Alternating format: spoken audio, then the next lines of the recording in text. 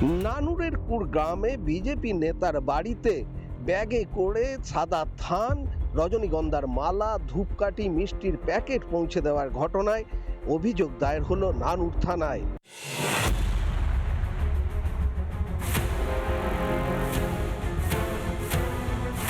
রামকৃষ্ণ মণ্ডল নামে বিজেপির ওই বুথ সভাপতি দাবি করেছেন যে তাকে ভয় দেখানোর জন্যই এই সমস্ত সামগ্রী তার বাড়ির দরজায় রেখে যাওয়া হয়েছিল।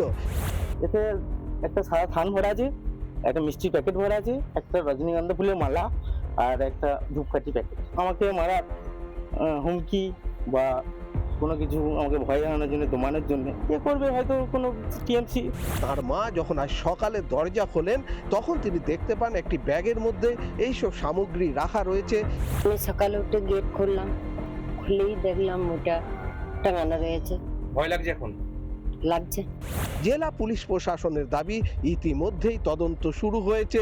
অন্যদিকে এই ঘটনায় শাসক দল অবশ্য দাবি করছে যে তাদের কেউ বা কারা জড়িত নয়। এটা বিজেপি টিআরপি বাড়ানোর জন্য এই কাজগুলো করছে, কারণ তারা যে 26শে নির্বাচন লড়াই করবে, লড়াই করার জন্য তাদের হাতে কোনো হাতিয়ার নেই। আর এই নিয়ে এখন তোলপাড় বীরভূমের রাজনীতি। যেভাবে নানুরে সাদা থান পাঠানো হয়েছে, মনে রাখতে হবে এসব জিনিস আগে আরামবাগ, বাঁকুড়া, মিদনাপুরে সিপিএম তৃণমূল নেতাদের পাঠাতো। তৃণমূলের এখন নেতারা বিরাট বিপ্লবী হয়ে বিজেপিকে এই ভয় দেখাচ্ছেন। তারা কিন্তু মনে রাখবেন 90 দিন পরে সরকারটা থাকছে না। এই নিয়ে জল্পনা তুঙ্গে। বীরভূম থেকে মনোরঞ্জন চট্টোপাধ্যায়, রিপাবলিক বাংলা। নানা ধরনের কন্টেন্ট দেখার জন্য লাইক করুন, শেয়ার করুন আমাদের ফেসবুক পেজ, সাবস্ক্রাইব করুন আমাদের ইউটিউব চ্যানেল। পাশাপাশি অন্যান্য ব্রেকিং নিউজের জন্য অবশ্যই চোখ রাখুন রিপাবলিক বাংলায়।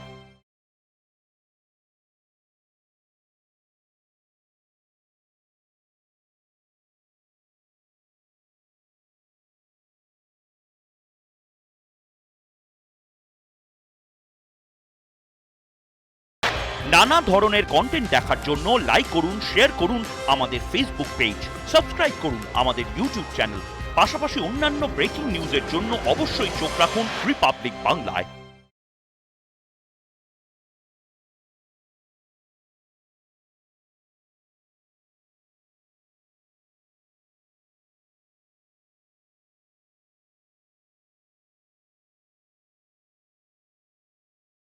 নানা ধরনের কন্টেন্ট দেখার জন্য লাইক করুন, শেয়ার করুন আমাদের ফেসবুক পেজ, সাবস্ক্রাইব করুন আমাদের ইউটিউব চ্যানেল। পাশাপাশি অন্যান্য ব্রেকিং নিউজের জন্য অবশ্যই চোখ রাখুন রিপাবলিক বাংলায়।